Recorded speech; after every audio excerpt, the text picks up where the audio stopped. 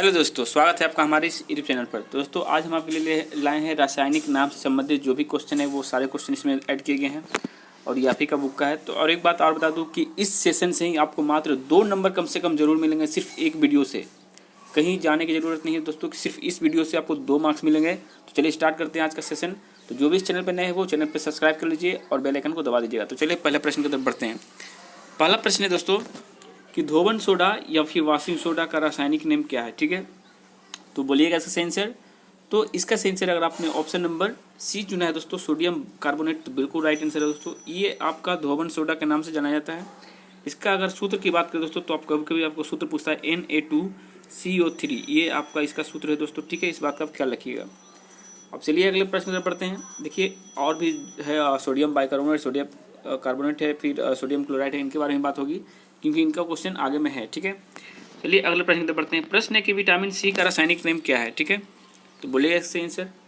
तो vitamin C की बात करें दोस्तों, तो ये और इसका रासायनिक नाम ऑप्शन नंबर बी अगर आपने चुना है एस्कॉर्बिक एसिड, तो बिल्कुल राइट आंसर है दोस्तों।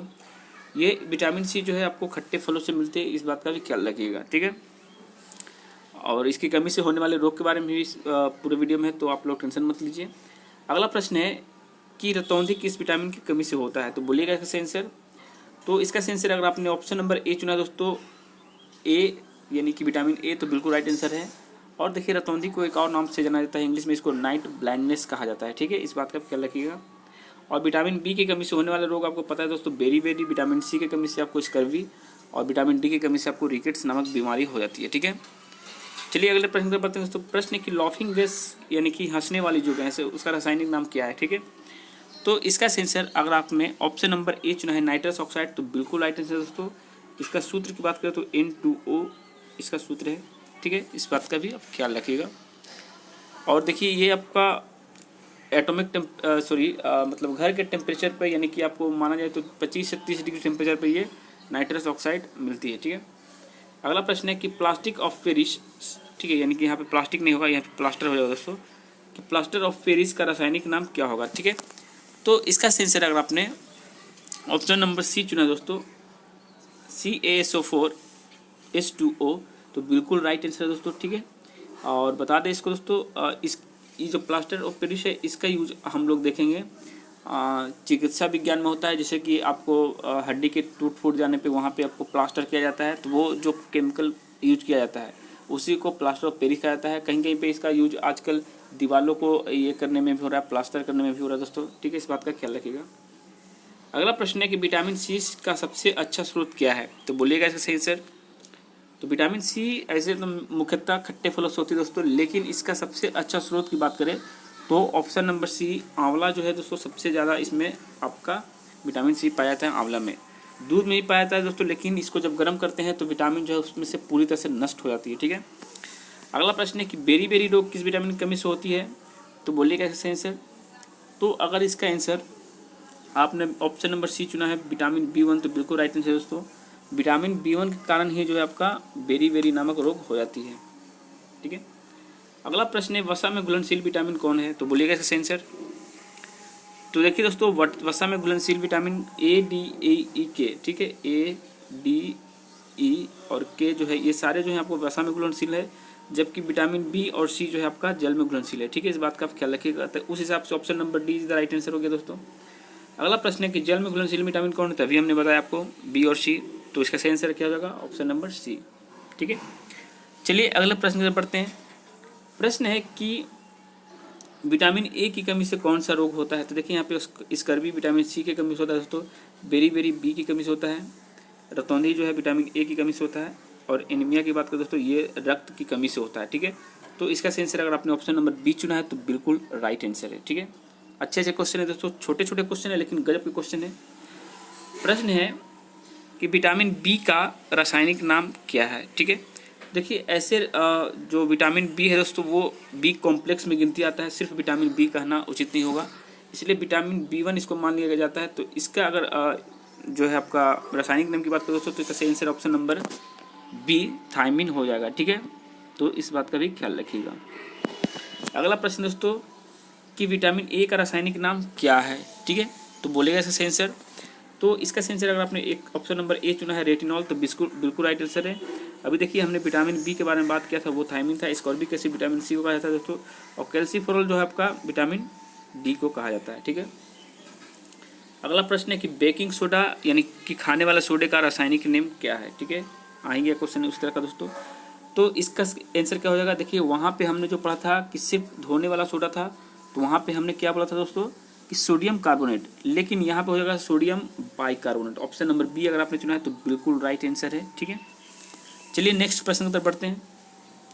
देखिए इसका जो सूत्र अगर हम बात कर दें सोडियम बाइकार्बोनेट के सूत्र की बात करें दोस्तों, तो इसका होता है NaHCO3। ठीक है, उसके बाद आप इसके संग 7H2 या फिर 10H2 आप लगा सकते हैं। अगला प्रश्न है कि बिना बुझा हुआ चूना का रासायनिक सूत्र क्या है। ठीक है, तो इसका आंसर क्या होगा दोस्तों, इसका आंसर अगर आपने ऑप्शन नंबर डी चुना है दोस्तों, कैल्शियम ऑक्साइड, तो बिल्कुल राइट आंसर है। देखिए कैल्शियम ऑक्साइड को बिना बुझा हुआ चूना कहते हैं और कैल्शियम हाइड्रोक्साइड को बुझा हुआ चूना कहते हैं, यानी कि CaOH रहेगा यहाँ पे अगर, तो इसको हम बुझा हुआ चूना कहेंगे। ठीक है, अगला प्रश्न है कि शुष्क बर्फ कहा जाता है। बोलिएगा दोस्तों किसको कहा जाता है, तो इसका आंसर आप सभी को पता है कि ऑप्शन नंबर ए जो है ठोस कार्बन डाइऑक्साइड को शुष्क बर्फ भी कहा जाता है। ठीक है, अगला प्रश्न है कि अश्रु गैस का रासायनिक नेम क्या है, यानी कि आंसू गैस कह सकते हैं, जिससे ऐसा गैस जिसको आँख में पड़ने पर आपको आँख में आंसू निकल जाती है, पानी निकल जाती है, आँख में थोड़ी बहुत जलन होती है। तो इसका आंसर अगर आपने ऑप्शन नंबर सी चुना है क्लोरो एसिटोफिनॉन, तो बिल्कुल राइट आंसर है दोस्तों। इसी के कारण जो है इसी को हम अश्रु गैस कहते हैं। पुलिस विभाग इसको ज़्यादा यूज़ करती है भीड़ के जो समूह है उसको तोड़ने के लिए। ठीक है, प्रश्न है कि स्कर्वी रोग किस विटामिन के कमी से होता है।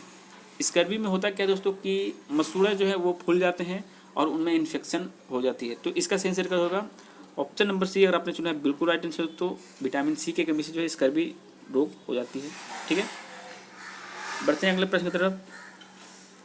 प्रश्न है कि विटामिन डी का सर्वोत्तम स्रोत क्या है, यानी कि विटामिन डी हमें सबसे ज़्यादा कहाँ से मिलती है। तो इसका आंसर अगर आपने ऑप्शन नंबर सी चुना है सूर्य के प्रकाश, तो बिल्कुल राइट आंसर है दोस्तों। ठीक है, सूर्य के प्रकाश से ही हमारे जो स्क्रीन है, स्क्रीन पे जो है उनका प्रकाश जब पड़ता है तो एक रिएक्शन होती है जिसके कारण विटामिन डी ऑटोमेटिक बना लेती है अपना बॉडी। ठीक है, चलते हैं अगले प्रश्न की तरफ। प्रश्न है कि विटामिन B7 का रासायनिक नाम क्या है। देखिए मैंने बोला था विटामिन बी जो है कॉम्प्लेक्स में गिनती आता है, B1 B2 B3 B5 B7 8। तो विटामिन C7 का पूछा दोस्तों यहाँ पे रासायनिक नेम। तो इसका आंसर अगर आपने ऑप्शन नंबर बी चुना है सॉरी बायोटीन, तो बिल्कुल राइट आंसर दोस्तों। ठीक है, तो चलते हैं अब अगले प्रश्न की तरफ। प्रश्न है कि जिप्सम का रासायनिक सूत्र क्या है दोस्तों, बोलिएगा इसका आंसर। अभी हमने प्लास्टर ऑफ पेरिस पढ़ा था, अब आ गया जिप्सम।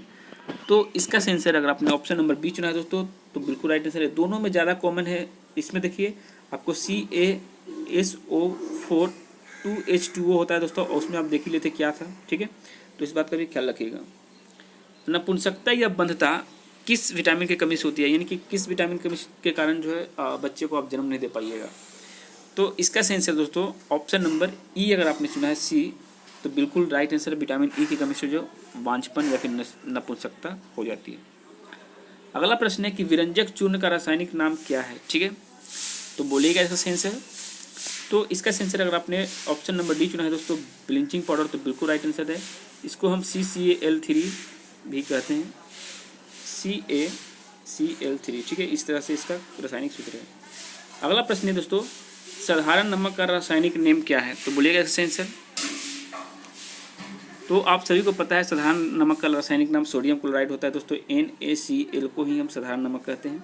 तो option number A is the right answer, sodium chloride. ठीक है, अगला प्रश्न है विटामिन के रासायनिक नाम क्या है। ठीक है, विटामिन के का रासायनिक नाम क्या होगा दोस्तों, तो इसका आंसर अगर आपने ऑप्शन नंबर बी चुना है फिलोक्विनोन, तो बिल्कुल राइट आंसर है दोस्तों। देखिए टेकोफेरोल जो आपको विटामिन ई का है, कैल्सीफेरोल विटामिन डी का है। ठीक है, अगला प्रश्न है कि मार्स गैस किसे कहा जाता है, यानी कि मार्स गैस मीथेन, मौ से मीथेन। ऑप्शन नंबर ए अगर आपने चुना है दोस्तों, तो बिल्कुल राइट आंसर है, मीथेन को ही मार्स गैस कहा गया है।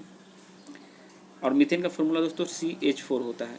ठीक है, अगला प्रश्न है कि भारी जल का रासायनिक नेम क्या है। ठीक है, तो भारी जल जो है मंदक के रूप में काम करती है, तो इसका रासायनिक नेम क्या होगा, ड्यूटेरियम ऑक्साइड अगर आपने चुना है बिल्कुल राइट आंसर दोस्तों।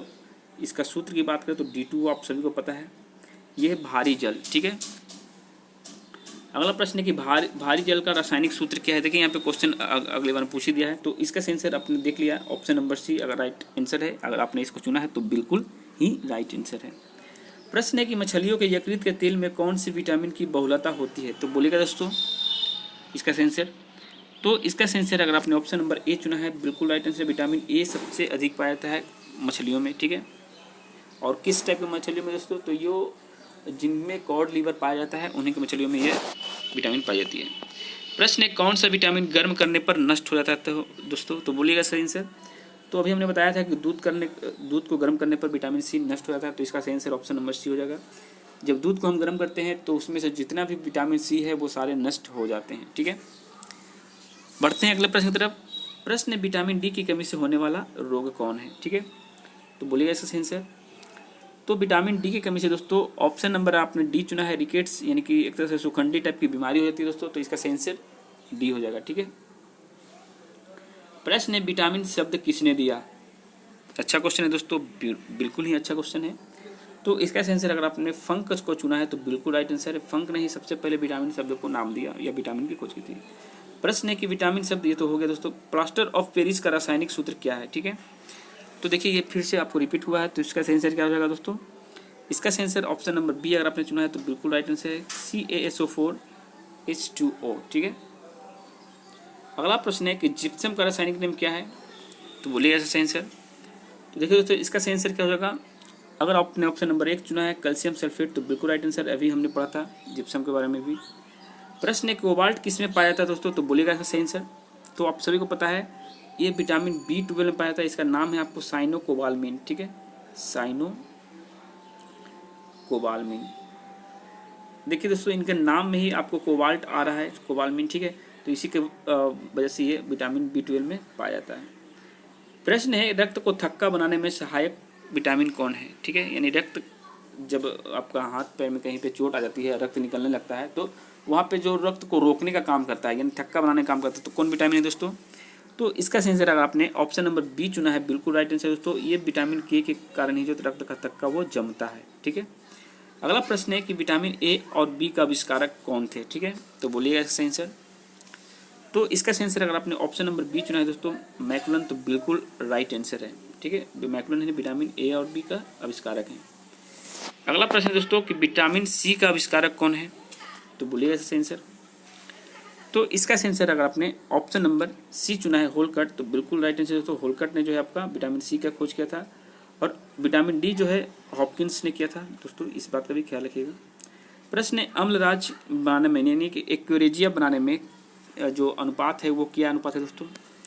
तो आपको पता है वो 3:1 में बनता है। ये बात जानकर रख लीजिए। 3 जो है आपका हाइड्रोजन क्लोराइड रहता है और ये आपका HNO3 रहता है। तो यानी ऑप्शन नंबर ए देखा जाए तो बिल्कुल राइट है दोस्तों। तो देखिए टोटल आपका 38 क्वेश्चन इस सेट में हुआ। तो कैसी रही वीडियो जरूर बताइएगा, और प्रश्न कैसे थे वो भी बताइएगा दोस्तों। ये आप ही का बुक का प्रश्न है और ये सेशन बहुत ही ज़्यादा इंपॉर्टेंट था, तो मैंने इस सेशन को स्टार्ट किया था। तो वीडियो अच्छी लगे तो लाइक जरूर करिएगा, शेयर करिएगा, सब्सक्राइब करिएगा। और एक बात और दोस्तों कि इस 38 क्वेश्चन में आपने कितने अटेम्प्ट किए ये बात आप जरूर नीचे लिखिएगा। तो इसी के साथ वक्तव्य समाप्त करते हैं। जय हिंद, जय भारत।